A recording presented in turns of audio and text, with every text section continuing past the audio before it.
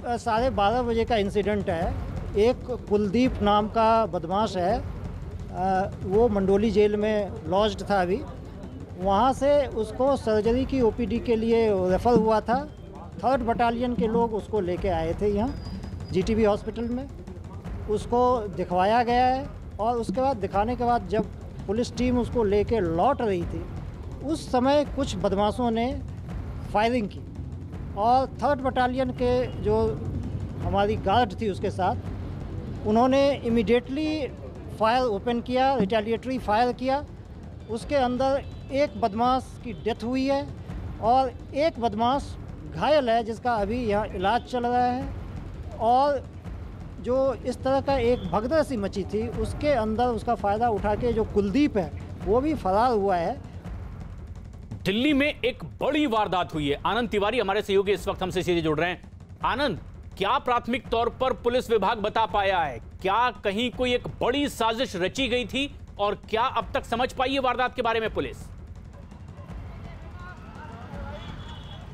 जी देखिए प्रशांत, इतना तो साफ है कि प्री प्लानिंग से एक पूरी सुनियोजित साजिश के तहत ही कुलदीप फज्जा को फरार कराने में जो बदमाश थे वो कामयाब हुए हैं। क्योंकि मंडोली जेल से 3rd बटालियन जब कुलदीप फज्जा को लेकर निकलती है और करीबन 12:20 पर जब जीटीबी अस्पताल पहुंचती है तो घात लगाए बदमाश न केवल अस्पताल के बाहर, देखिए जहां पर क्राइम स्पॉट में आपको दिखा रहा हूं, यहां पर चौक के निशान है, यहां भी हवाई फायरिंग हुई है।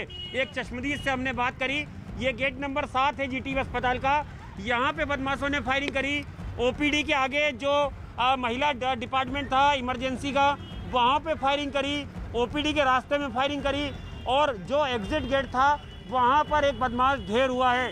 इसके अलावा जो एक और गेट है 7 नंबर के पास का, वहां जहां पर स्कॉर्पियो बरामद की गई है जिस पर पुलिस लिखा हुआ था और उसका नंबर प्लेट फर्जी था, वहां पर भी बदमाशों ने फायरिंग करी। तो अस्पताल के कई जगहों पर, कई स्पॉट पर ताबड़तोड़ फायरिंग हुई है। दिल्ली पुलिस का कहना है कि करीबन 12 राउंड फायरिंग हुई है और बदमाशों ने स्कॉर्पियो पुलिस की का नंबर, पुलिस का स्टिकर लेकर गाड़ी का इस्तेमाल किया ताकि सुरक्षा में जो जीटीबी अस्पताल के गार्ड होते हैं उन्हें गच्चा दिया जाए। और उसके बाद बदमाश उस गाड़ी को लेकर अंदर घुसे। जो बाइक थी वो हरियाणा नंबर की थी और कुलदीप फज्जा को ले जाने में वो सफल हो गए हैं।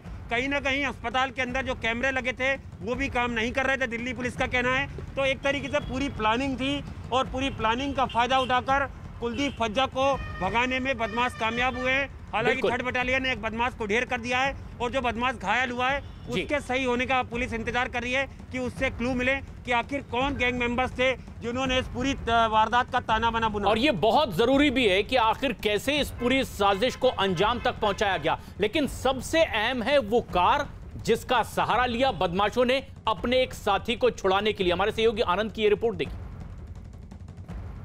देखिए ये वो गाड़ी है स्कॉर्पियो जिसमें बदमाश आए थे और सबसे बड़ी बात, इस पर पुलिस लिखा हुआ है। बदमाशों ने पुलिस की गाड़ी बनकर इस्तेमाल किया इस पूरी वारदात को। और आप देख सकते हैं ये स्कॉर्पियो जो है, इसके जो नंबर है, इसका नंबर जो है DL4CNB 5751, ये नंबर फर्जी है दिल्ली पुलिस का कहना है।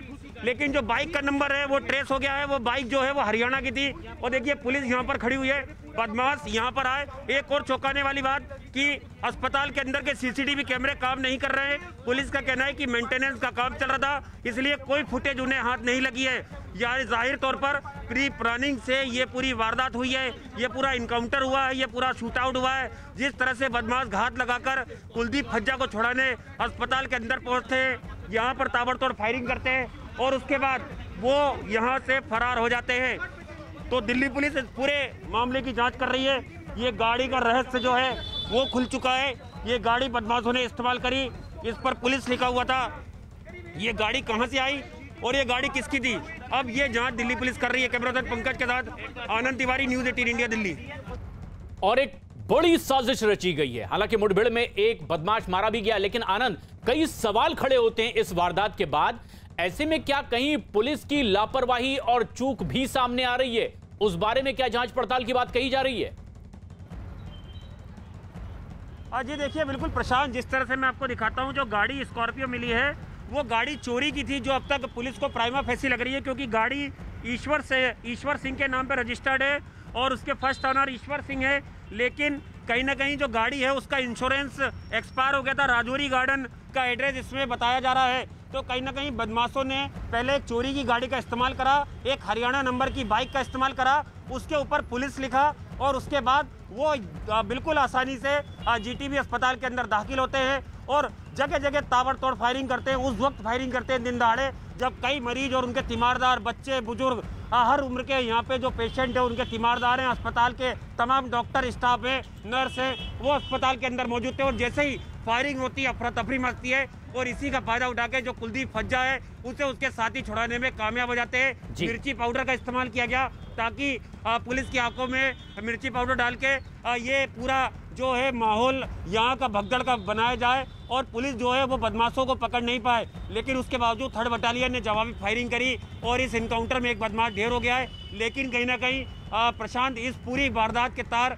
मंडोली जेल से जुड़े नजर आ रहे हैं कि मंडोली जेल से ही पूरी प्लानिंग रची गई होगी। और जिस तरह से हाल में हमने देखा है कि तिहाड़ जेल के अंदर बिल्कुल बेतहाशा मोबाइल फोन का इस्तेमाल हो रहा है, आतंकवादी तक मोबाइल फोन का इस्तेमाल कर रहे हैं। तो क्या कुलदीप फज्जा ने पूरी प्लानिंग का ताना बाना जेल के अंदर से बुना था और उसके बाद ये प्लानिंग में बदमाश जो हैं वो कुलदीप फज्जा को भगाने में कामयाब हुए हैं। बहुत गंभीर मामला है कि आखिर पुलिस के कब्जे से कैसे एक कैदी को भगा कर ले जाते हैं बदमाश। मिर्च पाउडर का इस्तेमाल करते हैं, मुठभेड़ भी होती है, एक बदमाश मारा जाता है, बावजूद इसके कैदी फरार हो जाता है। लेकिन एक बड़ी तफ्तीश की बात अब इसमें सामने आएगी, क्योंकि दिल्ली में पुलिस और बदमाशों के बीच आज 2 जगह मुठभेड़ हुई है।